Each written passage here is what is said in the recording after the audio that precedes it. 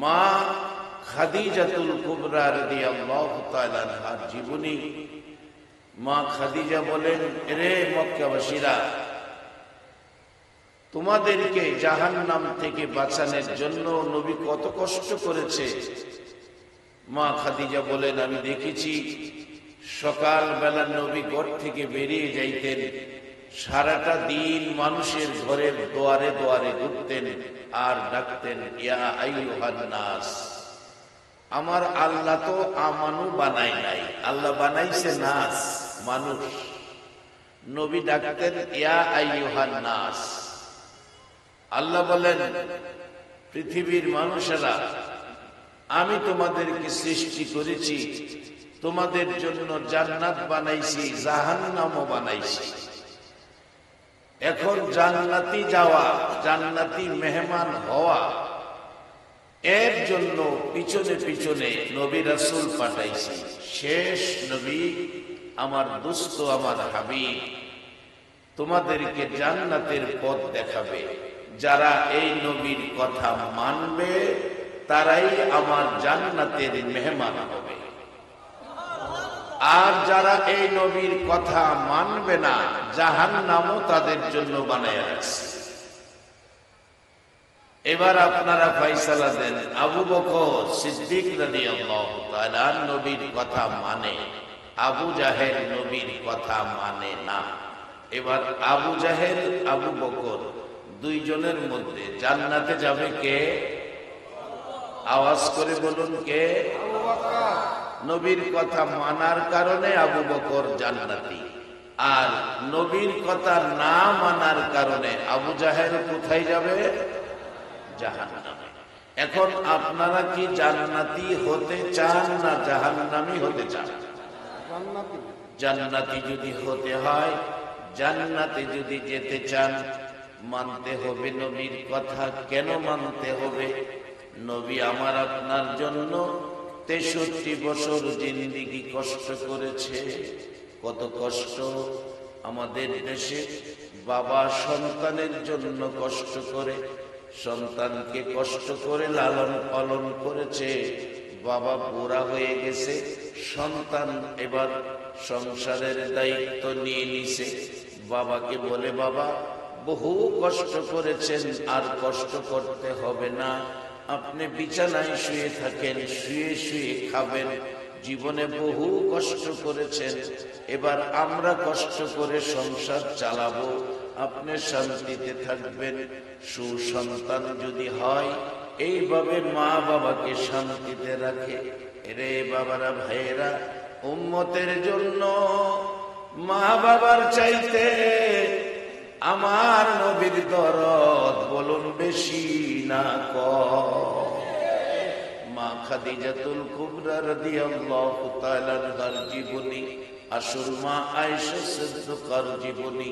আম্মা জান আয়েশা সিদ্দিকা বলেন, পৃথিবীর মানুষেরা রে, আমার নবী যেদিন আমার হুজরায় এসে ঘুমাইতো, আমার নবী আমার হুজরায় ঘুমাইতো, একটু সময় ঘুমাইয়া আমি দেখি আমার নবী বিছানায় বসে বসে কান্দে। পাশে বসে প্রশ্ন করি, হুজুর কেন গো এইভাবে কান্দেন? কি ব্যথা, কি দুঃখ গো নবী জানতে চাই। আমার নবী জবাব দিলেন, রে আয়েশা, আমার অন্য কোনো দুঃখ নয়, আমি বসে বসে কান্দি আমার গুনাহগার উম্মতের দুঃখ লইয়া। মা আয়েশা ডাকে, হুজুর আমি ভাবলাম মায়ের ব্যথায় কান্দেন, বাবার ব্যথায় কান্দেন। আমার নবী জবাব দেন, আয়েশা রে, মায়ের ব্যথায় নয়, বাবার ব্যথায় নয়, আমি আমার উম্মতের ব্যথায় কান্দি। যেই নবী বাবার ব্যথায় নয়, মায়ের ব্যথায় নয়, আপনার আমার মতো উম্মতের ব্যথায় কান্দে, সেই নবীর পক্ষে থাকা, সেই নবীর ভালোবাসা দেওয়া, সেই নবীর কথা মানা, বলুন আমাদের দরকার আছে কিনা? মা খাদিজা বলেন, পৃথিবীর মানুষেরা রে, সারাটা দিন নবীজি ঘরের দুয়ারে দুয়ারে ঘুরতো আর ডাকতো, ইয়া আইয়ুহান নাস কুলু লা ইলাহা ইল্লাল্লাহ তুফলিহুন। সারাদিন ঘুরতো, মানুষের ঘরের দুয়ারে দুয়ারে যাইতো, রাস্তাঘাটে মানুষ পাইলে পিঠের উপর হাত বুলাইতো, মাথার উপর হাত বুলাইয়া আমার নবী এই জান্নাতের পথে আসার আহ্বান করত। পৃথিবীর মানুষেরা রে, আমার নবী সারাদিন ঘুরে ঘুরে বিকাল বেলা হুজরার দিকে ঘরের দিকে আসতো। এরে পৃথিবীর মানুষেরা, আমি খাদিজা এতিম নবীর মায়ায় রে দাঁড়াইয়া থাকি। বিকাল বেলা ঘরের দিকে আসতে থাকলে কাছাকাছি আসার পর আমি তাকাইয়া দেখি পৃথিবীর মানুষেরা রে, আমার এতিম নবীর গাল বেয়ে বেয়ে পানি পড়তেছে। প্রশ্ন রাখি, হুজুর কেন গো এইভাবে কাঁদতেছেন? হুজুর কি ব্যথা কি দুঃখ জানতে চাই। আমার নবী জবাব দেয়, খাদিজা রে, ও খাদিজা, আমার মায়ের দেশ বাবার দেশ মক্কাবাসী আমার বন্ধুদেরকে জান্নাতি বানাইতে চাই, জাহান্নাম থেকে বাঁচাইতে চাই। খাদিজা, খাদিজা রে, তাদেরকে হিংসা বিদ্বেষ ভুলে মারামারি ছেড়ে মিলেমিশে থাকার পরামর্শ দেই। খাদিজা, কেন জানি রে, তারা আমারে পাগল পাগল কয়, তারা আমারে এতিম এতিম কয়। আমি তাদের মাথায় হাত বুলাইয়া, পিঠের উপর হাত বুলাইয়া বলেছিলাম, এরে মক্কাবাসীরা, আমার এতিম এতিম কইস না, তোরা তো জানোস আমি মুহাম্মদ জীবনে একটা দিন বাবা কইয়া ডাকলাম না। আমি মুহাম্মদ জীবনে একটা দিন বাবার চেহারা দেখলাম না। 6 বছর বয়সে মা হারাইলাম রে মক্কাবাসীরা। তোমরা যেদিন মা মা কইয়া ডাকতা, মা দৌড়াইয়া তাই না কুলে নিত, 2 গালে চুমু দিত, সেদিন আমি মুহাম্মদ চোখের পানি দিয়ে জামা ভিজাইতাম। মা ডাকার স্বাদ আমার মিঠে নাই রে খাদিজা। এইভাবে দেশবাসীকে বুঝাইয়া কালিমাটা পড়াইয়া জান্নাতি বানাইতে চাই। খাদিজা রে, তারা কালিমা পড়ে না, আমারে পাগল কয়, আমারে এতিম কয়। এরে কালীনগর চুনারু ঘাটের বাবারা ভাইয়েরা, মক্কাবাসী নবী পাইয়া কালিমা পড়ে না, আর আমরা 6500 কিলোমিটার দূর নবী না দেখা কালিমাওয়ালা মুসলমান। আমাদের জন্য নবীজি বলে গেছে, মাজলিসু ফিকহিন খায়রুম মিন ইবাদাতি 60 সানা। এই কোরআন সুন্নাহর মাজলিসের বসার কারণে 60 বছর ইবাদতের চেয়ে বেশি নেকি পেয়ে গেলেন। শুধু তাই নয়, আমার নবী বলেছে, মান ক্বালা লা ইলাহা ইল্লাল্লাহু ফাদাখালাল জান্নাহ। যারা জবানে পড়েছে কালিমা লা ইলাহা ইল্লাল্লাহু মুহাম্মাদুর রাসূলুল্লাহ সাল্লাল্লাহু আলাইহি ওয়াসাল্লাম, তারা অবশ্যই জান্নাতি হবে। বাবারা, আমি জানতে চাই আপনাদের প্রত্যেকের কাছে সেই কালিমাটা আছে কিনা?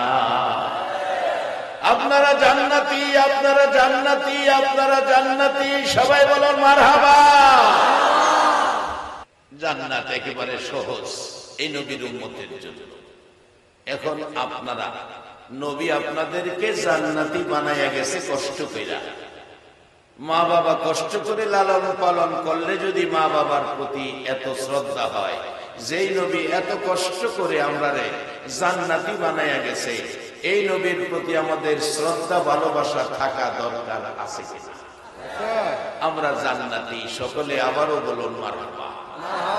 জান্নাতে যে যাইবে বিশ্বাস হয়নি, সবাই মনে বিশ্বাস হয়। হুজুর কেমনে যাবো? জীবনে তো ভালো কাজ কম, ভেজাল বেশি। টিকেটটা নবী কাইটা দিয়া গেছে বেহেশতে, লা ইলাহা ইল্লাল্লাহু মুহাম্মাদুর রাসূলুল্লাহ। এই কালিমা যাদের আছে তারা বেহেশতি। যার বাস্তব হযরত হাসান বসরি রাহমাতুল্লাহ আলাইহির জীবনী। হাসান বসরি রহমাতুল্লাহ আলাইহির জীবনী। ওনার পার্শ্ববর্তী বাড়ি এক ভদ্রলোক আগুনের পূজা করে, যার নাম কিতাব লেখে শামাউন।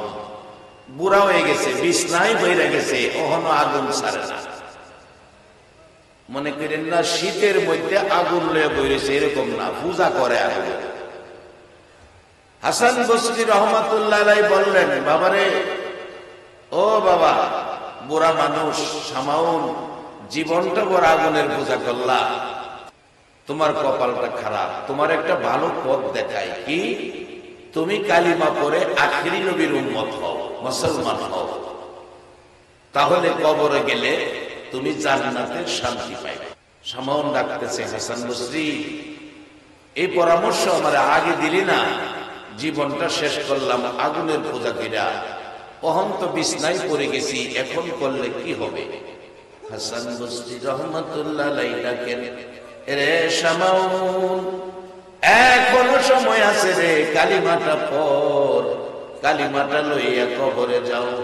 আমি হাসান বসরি কথা দিলাম, তুমি জান্নাতি হয়ে যাইবা। শামাউন ডাকতেছে, হাসান বসরি রে, এই পরামর্শ আগে পাইলে কালিমাটা পড়ে জীবনে কিছু ভালো কাজ করতাম। অবশেষে ডাকতেছে, ও হাসান বসরি, আমাকে কালিমাটা পড়াইয়া মুসলমান বানাইয়া দাও। কালিমা পড়াইয়া দিলে ডাকতেছে হাসান বসরি দিকে লক্ষ্য করে, হাসান বসরি রে, আরেকটা কথা শুনো, আমি তো কালিমা পড়ে মুসলমান হয়েছি, আখিরি নবীর উম্মত হয়েছি। হাসান বসরি রে, আমার একটা অনুরোধ তুমি শুনো। মন কয় আমি বাঁচবো না, বৃদ্ধ হয়ে গেছি, আমি যদি মরে যাই রে হাসান বসরি, তুমি আমারে নিজে হাতে গোসলটা করাইও, তুমি নিজের হাতে আমারে কাফন পরাইও, আমার জানাজা তুমি নিজে পইরা নিজের হাতে আমারে কবর নামাইও। হাসান বসরি, কবর দেওয়ার সময় তুমি একটা লিখিত কাগজ আমারে দিয়া দিও, আমার আর কিছুই নাই, আমি আখিরি নবীর উম্মত হইয়া কালিমাটা লইয়া কবরে গেলাম। হাসান বসরি রহমাতুল্লাহ আলাইহি সেই কথা মতো একটা কাগজ লিখিত দিয়ে দিলেন। নবীর উম্মত হইয়া জান্নাতের আশায় কালিমা পড়ে কবরও গেলেন। শামাউন মৃত্যু হলে গোসল দিয়ে কথা মতো সব কাজ করে কাফনের ভিতরে কাগজটা দিয়ে কবর নামাইয়া কবরের কাজ সম্পূর্ণ করে সবাই চলে গেলেন। হাসান বসরি বলেন, আমিও চলে গেলাম। রাত্র গভীর, ঘুমের ঘরে ঘুমিয়েছি। ও বিশ্ববাসীরা, আমি দেখি শামাউন আমার ঘরে এসে আমার ডাকতেছে, হাসান বসরি রে, এই লও তোমার কাগজ, তোমাকে দিয়ে যাইতেছি। ও হাসান বসরি, তোমার কাগজ আমার প্রয়োজন পড়ে নাই, আমি নবীর কালিমাটা লইয়া কবরে যাওয়ার কারণে রে হাসান বসরি, আমার আল্লাহ আমার জান্নাত দান করে দিয়েছে। রে হাসান বসরি, তোমার কাগজ আর প্রয়োজন পড়ে নাই, নবীর কালিমাটা লইয়া কবরে যাওয়ার কারণে আমি তো জান্নাতি মেহমান হয়ে গেছি। হাসান বসরি রহমাতুল্লাহ আলাইহি বলেন, আমার ঘুম ভেঙে গেল।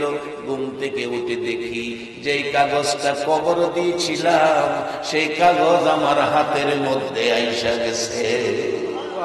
আরে নবীজির গোলামের, নবীজির আশিকের কোনো চিন্তা নাই, চলো নবীজির জান্নাতে মদিনাতে যাই, চলো নবীজির জান্নাতে মদিনাতে। কে কে যাবে মদিনায়, মদিনাতে কান্দে নবী উম্মতের মায়া। কে কে যাবে মদিনায়, মদিনাতে কান্দে নবী উম্মতের মায়া। দিনী রজনী কান্দেন যিনি, দিনী রজনী কান্দেন যিনি, শুয়ে রোয়া যায়, চলো নবীজির জান্নাতে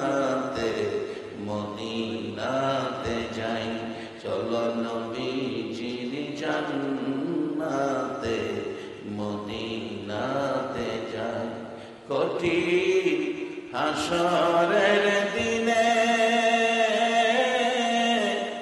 কঠিন হাসরের দিনে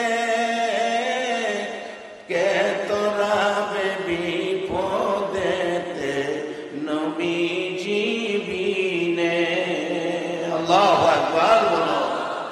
রে বাবারা ভাইয়েরা, এই নবীর পক্ষের মেহমান হও, এই নবীকে মানো।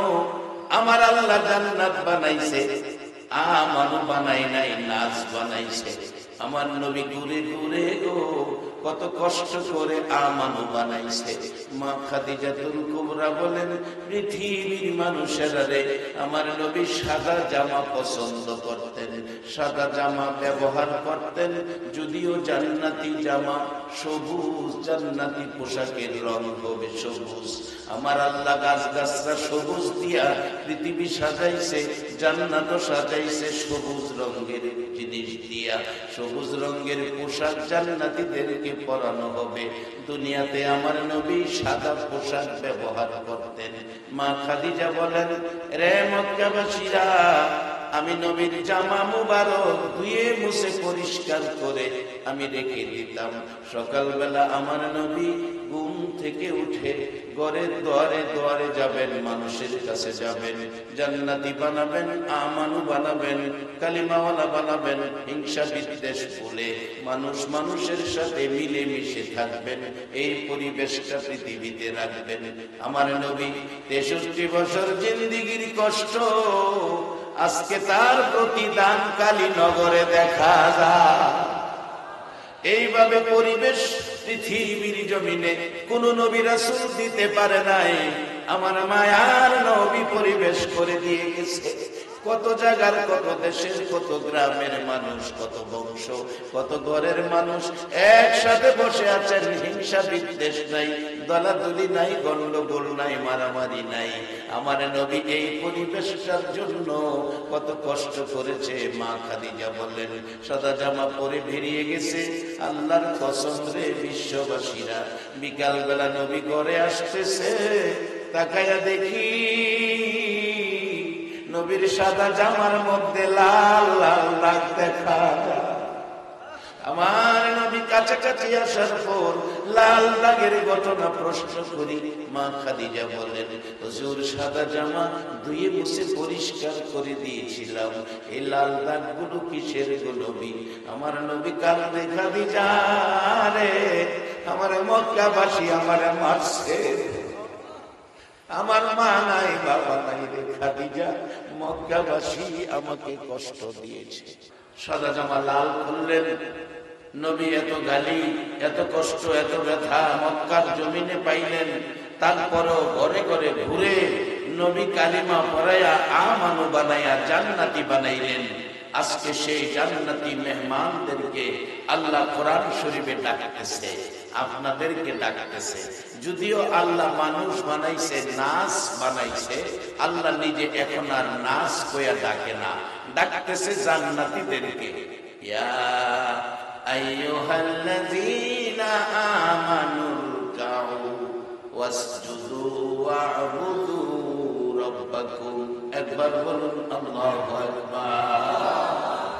আমার আল্লাহ ডাকে, নিজে বানাইলেন নাচ, এখন আর নাচ পায় না। আমার নবী এতিম নবী, মা নাই, বাবা নাই নবী, সারাদিন কষ্ট করে যাদেরকে ঈমানদার বানাইলেন আমার আল্লাহ তাদেরকে ডাকতেছেন, ইয়া আইয়ুহাল্লাযীনা আমানু। নাচ কয় না, আমানু কয়। উরকাউ ওয়াসজুদু ওয়া'বুদু রাব্বাকুম ওয়া'বুদু রাব্বাকুম। ও ঈমানদাররা, জান্নাত বানাইছি তোমাদের জন্য। আমার নবী জান্নাতের টিকিট দিয়ে গেল, আমি তোমরা জান্নাতে নেওয়ার প্রসেস করতেছি, জান্নাতে নেওয়ার প্রসেস করতেছি। কালিমাওয়ালাদেরকে জান্নাতে নেওয়ার দায়িত্ব হয়ে গেছে আমার আল্লাহ। এখন কাউন্টার সার্ভিস গাড়ি চলে জায়গায় জায়গায়। কাউন্টারে মানুষ টিকিট কেটে বৈশা থাকে, ঢাকা যাইব। কাউন্টারের মালিক হইল টিকিট দেওয়া, আর ঢাকা পর্যন্ত নেওয়ার দায়িত্ব বাস আইতাছে পিছে। নবী টিকিট কাইটা গেছে আর জান্নাতে নেওয়ার দায়িত্ব হয়ে গেছে আমার আল্লাহ। আল্লাহ কিভাবে প্রসেস করতেছে দেখেন। আপনি জান্নাতে যাবেন, প্রথমত ডাকলেন ইয়া আইয়ুহাল্লাযীনা আমানু, ইয়া আইয়ুহান নাস কই নাই, আমানু কইছে, ঈমানদাররা তোমরা কি করো, উরকাউ ওয়াসজুদু ওয়াবুদু রাব্বাকুম, রুকু সিজদার মাধ্যমে রবের ইবাদত করো। এরপরে জান্নাত দেলাইবো এ কথা কয় না, এরপরে বলছে আফআলুল খায়রা, রুকু সিজদার মাধ্যমে ইবাদতটার নাম হলো নামাজ। নামাজের পরে তোমরা কি করো, আফআলুল খায়রা, ভালো কাজ করো, তাইলে লাআল্লাকুম তুফলিহুন, তোমরা সফল কাম, অর্থাৎ তোমরা জান্নাতি। এখন নামাজের পরে যদি ভালো কাজ না কইরা খারাপ কাজ করে, তাইলে এখানে জান্নাতে যাওয়ার আশা করা যায় না। আমি আজকে আপনাদের কাছে সত্য কথা জানাতে চাই। আজকে কালীনগরের যুব সমাজ যে মদিনা মুনাওয়ারা নাম দিয়ে সংগঠন করে একটা মাহফিল, জান্নাতের বাগানের আয়োজন করেছে, কোরআন সুন্নাহর মাহফিলের ব্যবস্থা করেছে, একটা সত্য কথা বলবেন, তারা কি কাজটা ভালো করেছে না খারাপ করেছে? ও যুব সংঘের সদস্যরা, এই লোকগুলো সাক্ষী দিল তোমরা ভালো কাজ করেছো, এই লোকের সাক্ষীর উপর তোমরা জান্নাতি হয়ে যাবে। বলবেন হুজুর আমরা, আরে আপনারা তো আগেই পেয়ে গেলেন। নবী হাদিস শরীফে বলেছে মাজলিসু ফিকহিন খায়রুম মিন ইবাদাতি 60 সানা। এই এক মাজলিসে কোরআন সুন্নাহর পক্ষে বসার কারণে 60 বছর ইবাদতের চেয়ে বেশি নেকি আপনাদেরকে দান করেছে। শুধু তাই নয়, এই কালিমা যারা পড়েছেন রাসূল তাদেরকে জান্নাতি ঘোষণা করে দিয়েছেন। সবাই বলুন মারহাবা। এবার জান্নাতে যাবেন, সিস্টেম করতেছেন আল্লাহ, প্রসেস করতেছেন আল্লাহ। ও ঈমানদাররা, তোমরা রুকু সিজদার মাধ্যমে রবের ইবাদত করো, এরপরে ভালো কাজ করো। এক বেচারা আপনাদের এদিকে আছে কিনা জানি না, আমাদের এলাকার কথা বলছি, এক বেচারা নামাজও পড়ে, আবার কিছু বেজাল এরকম, হাতে একটা লাঠি, মাগরিবের নামাজ পড়ে বন্ধে গেছে। আরেক বেচারা খেতে পানি নিছে, 5 লিটার তেল খরচ করে একখানি খেতের পানি লইছে। এই নামাজি মাগরিবের নামাজ পড়া লাঠি লইয়া আইলের নিচে দা খালি একটা গুতা দিয়া আয়া এশারের নামাজও খাইছে। বাজান নবী কষ্ট করে আপনারা জান্নাতি বানাইছে, এবার আপনারা ভাই চালাতেন। আল্লাহ প্রসেস করছে রুকু সিজদার মাধ্যমে রবের ইবাদতের পরে ভালো কাজ করো। এবেটা মাগরিব পয়রা আরেক বেটার খেতের পানি চাইরা এশারের নামাজ হয়ে দাঁড়াইছে। ফায়সালা আপনারাই দেন, এইরকম নামাজ পয়রা কি জান্নাতে যাওয়া সম্ভব? দুইরা লাইছে বাজান গুনে, সিহুন গুনে দুইরা লাইছে। এই গুনে যারে ধরছে, এই খাটও বেশি দিন ঘুমান যাইত না, এই খাট ভাঙ্গিয়া পড়বে। শুধু তাই নয় বাজান, কত কত জায়গা গিয়া দেখি মানুষের কাছ থেকে সমালোচনা আসে। হুজুর আমাদের মহল্লার হাজী সাহেব 11 বার হজ করছে, হাজী সাহেব না কইলে মনটা বেজার, হাজী সাহেব কইয়া ডাক না দিলে বেটার মনটা বেজার। বাড়ি গিয়া খবর নিয়া দেখি গো হুজুর, ছোট ভাই বইনাতের হক মাইরা খায়া লাইছে। 11 বার হজ করে ছোট ভাই বইনাতের হক মাইরা খাইছে। বলুন এইরকম ব্যক্তিরা জান্নাতে যাওয়া সম্ভব কিনা? বাজান আসেন, জান্নাত বড় সহজ, জান্নাত বড় কঠিন। আল্লাহ জান্নাত পুরস্কার দেওয়ার জন্য আখিরি নবীর উম্মতকে কোরআন শরীফ ঘোষণা করে রাখছে, ওয়া আম্মা মান খাফা মাকামা রাব্বিহি ওয়া নাহান নাফসা আনিল হাওয়া ফা ইন্নাল জান্নাতা হিয়াল মাওয়া। এক কিসিমের লোককে আল্লাহ জান্নাতুল মাওয়া নামের জান্নাতটা পুরস্কার দিবেন, যেটা অন্য কোন নবী রাসূলের উম্মতের জন্য এরকম ঘোষণা আসমানি কিতাবের মধ্যে নাই, শুধু আপনাদের জন্য। এই পুরস্কারগুলো আপনারা কিভাবে নিতে পারেন আমি সেদিকে যাচ্ছি। এবার আসুন, বলতেছিলাম আমার নবী কষ্ট করে আমরা জান্নাতি বানাইছে, আল্লাহ ওই নবীর উম্মতকে জান্নাতে দেওয়ার প্রসেস করতেছে। আমানু, রুকু সেজদার মাধ্যমে ইবাদত করো। রুকু সেজদার ইবাদতের নামটা কি? কোন ইবাদতে রুকু সেজদা আছে? সবাই বলেন। আরে বাবা, ফরো আর না ফরো, স্বীকারটা করো না। এই ইবাদতের নামটা কি? নামাজ। আওয়াজে বোঝা যায় পড়ার নিয়ত নাই। আচ্ছা, পড়েন আর না পড়েন, স্বীকার করতেই হবে। রুকু সেজদার ইবাদতের নামটা কি? এবার নামাজ পড়লেই বেহেশত যাইবেন, এটাও গ্যারান্টি নাই যদি নামাজও বেজাল থাকে। আরেক বেটার ক্ষেতের 5 লিটার তেলের পানি সারা রাইতে এক লাডির গুতার সেদ্রু দিয়া সব নাইমাই ফুটছে। সকালে জমিও লাগিয়া দেখে খেত শুকনা। আরে কি আশ্চর্য, 5 লিটার তেলের পানি লইলাম, পানি কই যাইয়া দেখে একটা সেদ্রু আস্তে আস্তে নামতেছে। সর্বনাশ, এটা কেটা করলো, এই কাম কেটা করলো? এই যে একজন নামাজি হইয়া আরেক বেটার ক্ষেতের পানি নামাইছেন, এই নামাজ পড়ে বেহেশতে যাওয়া সম্ভব নয়, বরঞ্চ আরো বিপদ আইব। কোরআন বলছে, আমিনাতুন নাসিবাতুন তাসলা নারান হামিয়া। বহু নামাজি, বহু রোজাদার, বহু আমলদার, আমলকারী আমল করেও জাহান্নামে যেতে হবে। বাবা হাজী সাহেব হইয়া, হাজী সাহেব হইয়া, হাজী সাহেব হইয়া ছোট ভাই বোনাতের হক মাইরা খাইছো। তুমি যেন আমল করছো না, বাঙ্গা জগ ফানি করছো। শুধু তাই নয় বাজান, একটা ঘটনা আমার এলাকার ঘটনা।